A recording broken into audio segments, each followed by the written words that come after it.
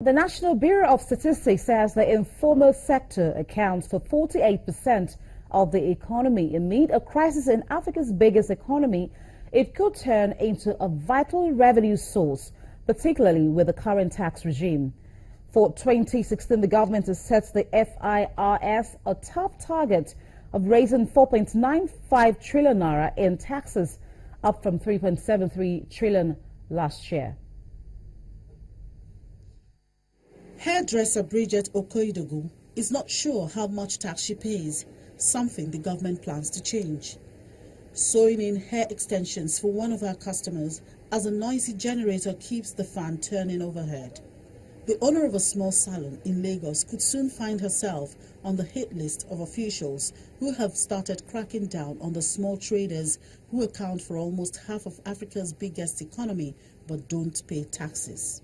I don't really know how much I make because any money I make, either I use it for school fees, use it to take care of one thing or the other. So I don't really know how much I make. President Muhammadu Buhari wants to squeeze the sector to boost tax revenues by 33% this year to offset a slump in oil revenues that has plunged Africa's top crude producer into its worst crisis for decades.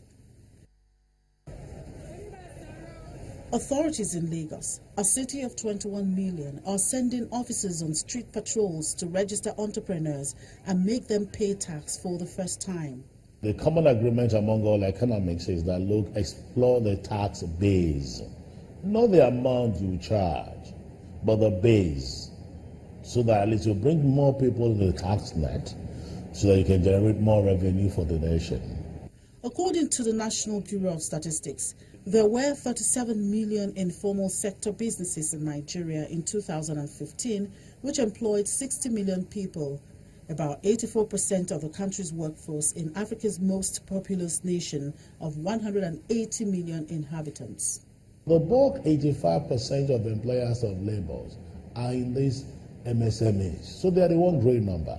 Now, and unfortunately, most of them are not captured in our database. The National Bureau of Statistics officers use GPS technology to map shops and other small firms street by street to help direct tax officers. But stricter rules may not be enough to increase tax revenues. We go to their houses, we get an idea of the businesses, the small businesses they run themselves, and we get an idea of the resources that they use in conducting those businesses. Now, it is from there that we get this information to estimate the size of the informal sector, which we include into our GDP projections. Analysts say Nigeria must get a grip on tax and the informal economy to avoid jeopardizing its credit rating. A dollar shortage has forced firms into the black market to find hard currency to fund imports, pushing transactions outside the banking system and beyond the reach of tax authorities. And in South Africa, the central bank has warned that a ratings downgrade would hit the currency hard and says short-term interest rates rise 80 basis points, while longer-term bond yields would likely increase by 104 basis points. In its monetary policy forum, South Africa's Reserve Bank says higher borrowing costs would likely see the government allocate more spending towards debt service costs. South Africa faces the prospect of credit downgrades to junk status as it grapples with depressed commodity prices, political upheavals, and an economy that is barely growing. And still in South Africa, the country will decide this month whether to push to end a global ban on buying and selling rhino horn. The move could unlock a $2 billion market and seal the fates of a critically endangered species. The rhino horn is prized in Asia for use in traditional remedies, and surging demand has meant more poaching. A record 1,305 rhinos were illegally killed in Africa last year. Buying and selling rhino horn internationally was banned in 1977.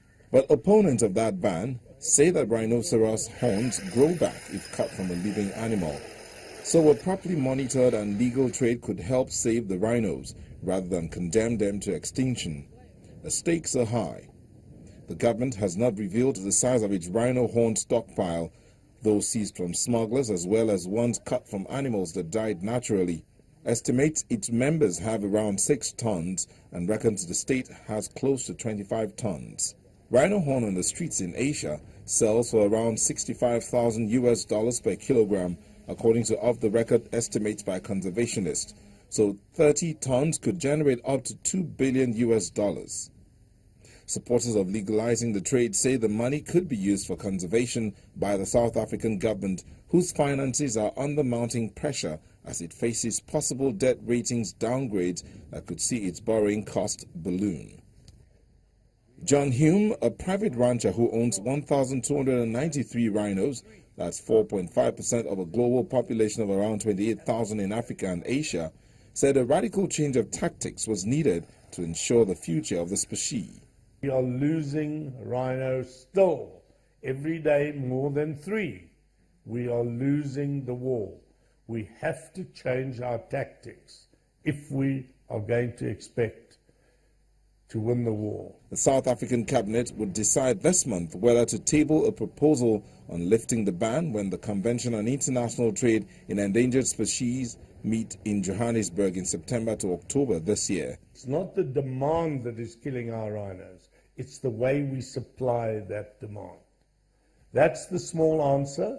The big answer, is, of course, is if we could get a vote from CITES that allows us to trade internationally. If South Africa does decide to submit a proposal to lift the ban, it will face stiff resistance. Animal welfare organizations say a legal trade could encourage more poaching by criminal gangs seeking to launder dirty horns in clean markets.